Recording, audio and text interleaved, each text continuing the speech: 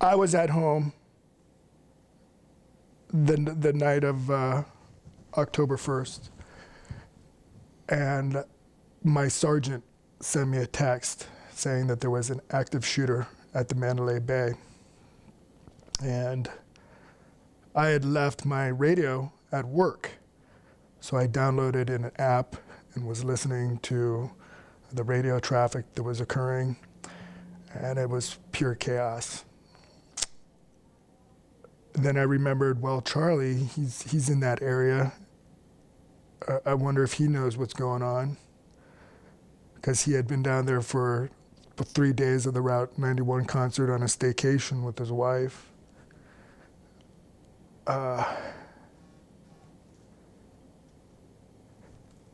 So as information became more clear that there was actually somebody from an elevated position shooting down into the Route 91 concert, that's when I sent Charlie a text message asking if he was code 4. And I think that was maybe a little bit before 11 o'clock. As the night went on, we were all just kind of standing by. We weren't sure whether or not we were going to be called in. Wasn't sure if we're going to go on what's called AB roster, which is mass deployment, for 12-hour shifts for the entire department.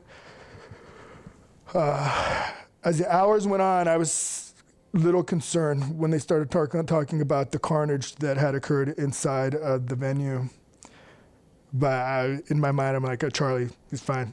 He took care of his wife. He probably took care of whoever was around him and got them to safety. Didn't hear anything back. And then on the radio traffic, there began some chatter about off-duty police officer that was killed. And once again, I'm like, not Charlie, no way. So I called my boss, who was down at the command post, and I said, can you confirm for me the name? I said, I have a friend that was down there off duty with his wife, and he goes by Charleston Hartfield. She goes, well, I haven't heard any of that name. And I'm like, okay, well, can you let me know as soon as you do? An hour later, the phone rang. I was like, oh. So I picked it up, and she goes, it was Charlie. And I'm like, no. I said, no way. Absolutely not. So much disinformation going on out there. I'm like, there is no way that Charlie's dead. No way. I'm like, he got his wife to safety, and he was out there helping people. I'm like, it's only a matter of time before he pops out of some sewer tunnel somewhere with a group of survivors. I'm like, there's just no way. I mean, you're talking about somebody who was an Army veteran in Iraq in 2003 and had been in some serious battles in Fallujah, Iraq. I'm like, there's just no way. And he was so competent. He was so proficient. He was a police trainer. He was solid with his tactics. And I was just like, there's just no way. I'm like, are you sure? And she said, well, that's the name that they're throwing around out here. I'm like, well, I said, I'm not going to go calling anybody, and I'm not going to start texting anybody until we're 100% on this. So then I get a text message about an hour later, and it was 100%. And I was like, nope, no way.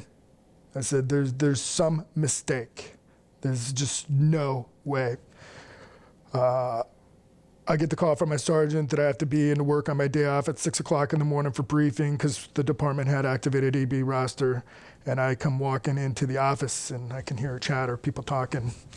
And I said, hey, does anybody know the name of the off-duty that was killed last night? And they said, because they didn't know Charlie, they said, Charleston Hartfield. And I almost passed out. I started shaking. Knew right then and there that I was going to have to start processing that this person that was very special to me was no longer with us. And then my thoughts immediately went to his family. because everything that man did, he did for his wife and son and daughter.